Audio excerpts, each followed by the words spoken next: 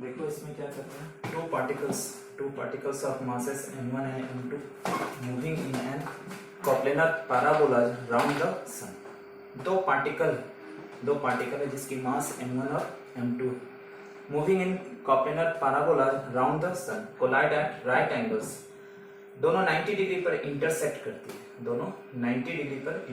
करती है एंड कोलेसेस और ज्वाइंट हो जाती है with their common distance from the sun is r, so that the subsequent path of the combined particle, जब दोनों कॉलिजन के बाद, टकराने के बाद वो हमारा एक सिंगल बॉडी बन जाती है, तो सिंगल बॉडी बनती है तो उस केस में जो कॉम्बाइंड पार्टिकल है वो मूव करता है इलिप्स में जिसकी मेजर एक्सिस ये है।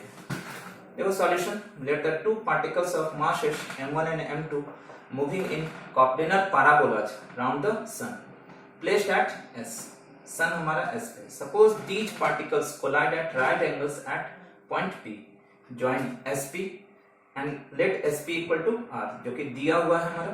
Let V1 and V2 be the velocities of the particles of masses M1 and M2 at point P respectively। तो पैराबोलिक ऑर्बिट के लिए क्या होता है, V1 square equal to 2 mu by R होती है, V2 square equal to 2 mu by R होगा, दोनों P पॉइंट पे है। तो यहां से from star and double star V1 square equal to V2 square होगा। Let the two particle coalesces into a single body of mass m1 plus m2 after collision at point P। दोनों collide करने के बाद ये हमारा particle जो है वो ज्वाइंट हो जाता है और उसका मास क्या हो जाएगा, m1 प्लस m2 हो जाएगा। And let this single mass move with velocity v at an angle theta with the direction of v1 by the principle of conservation of linear momentum in the direction of v1 and perpendicular to v1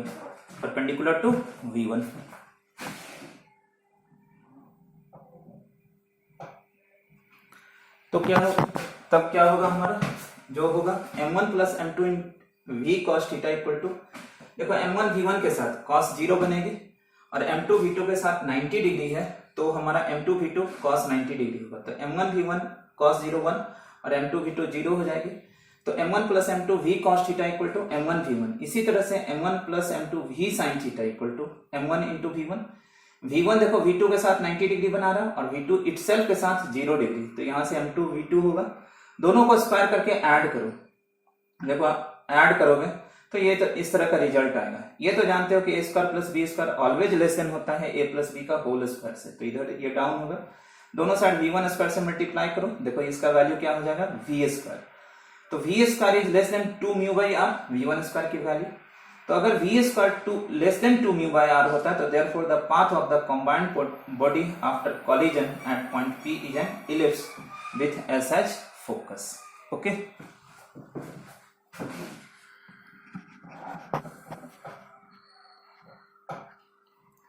तो देखो if 2a1 be the length of major axis of this ellipse then the velocity at point P of the body is, तो velocity ellipse के लिए क्या होता है, v square equal to mu 2 by R minus 1 by A होता है। यहाँ पे v equal to capital V है और r equal to capital R।